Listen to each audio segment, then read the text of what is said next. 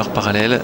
Je vous laisse peut-être les définir, ces barres parallèles. C'est quoi les pièges un petit peu, Benoît? Les pièges, surtout pour les gymnastes, en fait, les gymnastes masculins aux barres parallèles font beaucoup de travail en suspension, un peu à l'image de la barre fixe, mais ils n'ont pas de manique. Donc le risque, c'est éventuellement de glisser, de perdre l'adhérence.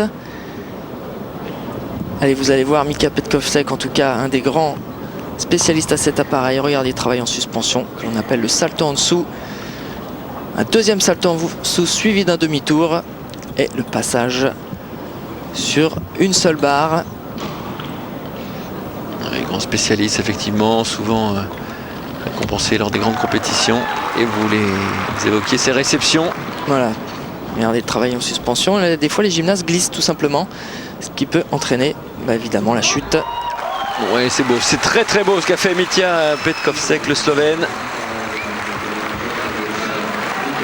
Ouais, sorti en double salto arrière carpé, on a vu un tout petit pas, c'est pas grand chose. On voit bien sûr les barres sont faites en bois.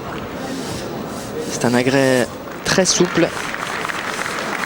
C'est dynamique, pour permettre aux gymnastes de prendre de l'envol, à l'image de ce salto un quart. De la précision aussi, parce qu'il ne faut pas rater les barres, moi je vous le dis, sinon ça fait un peu mal au bras. On a d'ailleurs une chute à déplorer lors de cette finale, c'est Johan Mounard qui est tombé. Mais malheureusement, pourtant il avait gagné le tournoi de Bercy très récemment.